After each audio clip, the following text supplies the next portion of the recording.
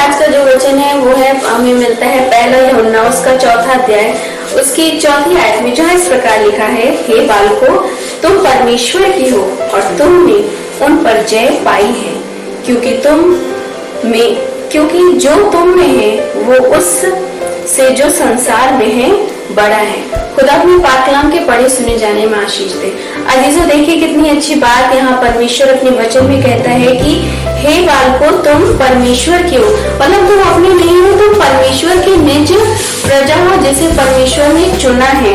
और अगर हम ये विश्वास करेंगे इन वचन के अनुसार, ये मानेंगे कि हम अपने नहीं है बल्कि परमेश्वर के हैं, परमेश्वर ने हमें मोल लेकर दाम लेकर चुकाया है, अपनी निज संतान बनाई है, तो हमें हमेशा जय मिलेगी।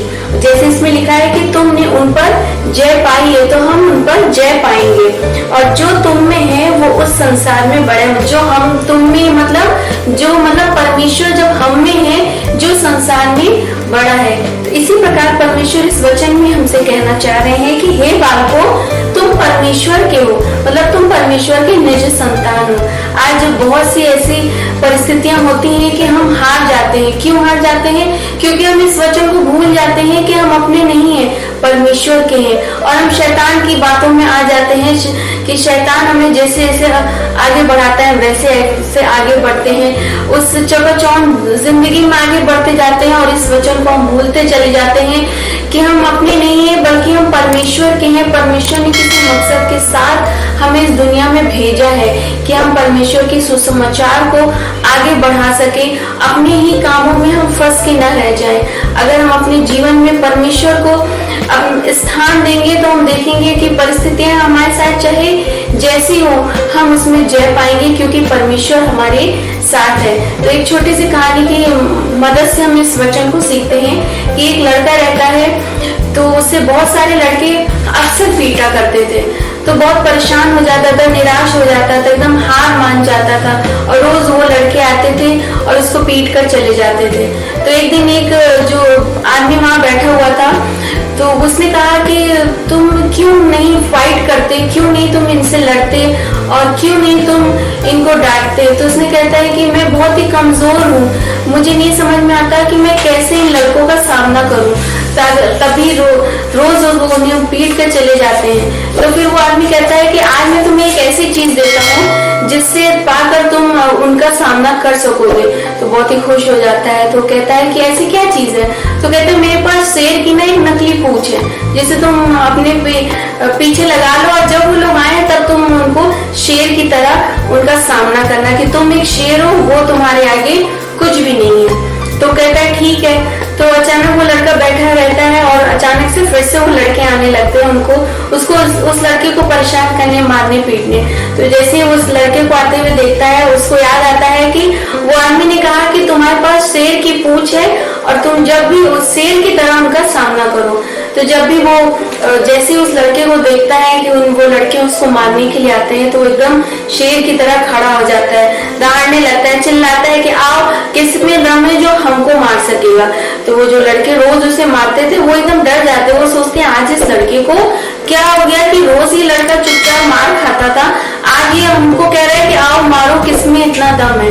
और वो एकदम शेर की तरह ऐसे पंजे भी मारने लगता है। तो फिर वो लड़के डर के भाग जाते हैं। फिर वो आदमी उससे मिलता है, कहता है आज का तुम्हारा एक्सपीरियंस कैसा रहा, कि तुम डरे कि मार खाए कि तुमने खुद उनको डराए। तो बहुत ही खुश होकर हंस के बताने लगा कि आज तो वो खुद ही भाग गए मेरे को देखकर, क्योंकि आपने मेरे को जो शेर की पूंछ दी थी तो शेर जैसी मेरे अंदर ताकत आ गई थी। तो उस आदमी ने कहा कि शेर जैसी ताकत नहीं आ गई थी तुमने, बल्कि उस परिस्थिति से में जीत हासिल करी, उस परिस्थिति में आगे बढ़ने का तुम्हें रास्ता मिल गया। इसी प्रकार अजीजों, आज हमारे जीवन में भी अगर हम निराश हैं, परेशान हैं, अगर हम ये जानेंगे परमेश्वर को अपने जीवन में लेकर आएंगे, तो परमेश्वर हमें जय दिलाएगा, क्योंकि हम परमेश्वर की निज संतान है। परमेश्वर ने हमें चुना है और परमेश्वर हमारे साथ है, तो संसार में हम सबसे बड़े हैं। इसीलिए अजीजों, हमें कोशिश करनी चाहिए कि हम अपने जीवन में परमेश्वर को पहला स्थान देंगे। तो जिस प्रकार इस लड़के ने के अंदर एक, जब उसने शेर की पूंछ लगाई तो उसके अंदर एक ताकत सी आ गई। ये तो ऐसी एक कहानी सी थी, लेकिन अगर हम अपने अंदर परमेश्वर को ले आएंगे, परमेश्वर को स्वीकार करेंगे, तो हम खुद देखेंगे कि परिस्थितियां चाहे जैसी हैं, उसमें हम दृढ़ होकर खड़े रहेंगे। जिस प्रकार परमेश्वर ने अपने वचन में, जैसे हम यहोशू की पुस्तक पढ़ते हैं और जब मूसा की डेथ हो जाती है, तो परमेश्वर ने अपने कार्य के लिए यहोशू को चुनता है और उससे कहता है कि अब तुम्हें इस काम को पूरा करना है जो मूसा करता था। तो यहोशू क्या होता है, वो डर जाता है। वो जो यहोशू हमेशा पीछे रहता था, अब उसे आगे आगे वो कार्य करना है। लेकिन जब परमेश्वर उसे चुनता है, तो फिर परमेश्वर उसे कहता है दृढ़ हो जा, उठ खड़ा हो और तुझे इस कार्य को करना है। जब परमेश्वर ने उसकी मदद की, वो परमेश्वर को जान पाया, स्वीकार कर पाया कि अगर परमेश्वर हमारे साथ है तो हम सारे काम कर सकते हैं। और यहोशू ने सारे, जो परमेश्वर उससे चाहता था, वो सारे काम उसने कि आज परिस्थितियां भी चाहे जैसी, परमेश्वर उसमें से हमें कुछ सिखाना चाहता है, तो हमें भी दृढ़ होना है, उस परिस्थिति का सामना करना है, क्योंकि परमेश्वर हमारे साथ है। और जब हमारे साथ परमेश्वर है, तो हमें किसी बात का कोई भय या डर, चिंता की बात नहीं है, क्योंकि हम हमेशा याद रखें कि हम परमेश्वर के निज संतान हैं, चुने हुए लोग हैं। तो हमें जरूर इस परीक्षा में जय हासिल होगी, क्योंकि परमेश्वर ने हमें हेड बनाया है, टेल नहीं। आशा करते हैं कि इस छोटे से वचन में आपने बहुत कुछ सीखा होगा, समझा होगा। इस वचन को ज्यादा से ज्यादा शेयर कीजिए, ताकि लोग समझ सके कि हम अपने नहीं बल्कि परमेश्वर के निज संतान हैं। हमें अपने जीवन को शैतान के काबू में नहीं करना है, बल्कि परमेश्वर के अधीन रखना है और परमेश्वर के वचन के अनुसार अपने जीवन को आगे बढ़ाना है। God bless you.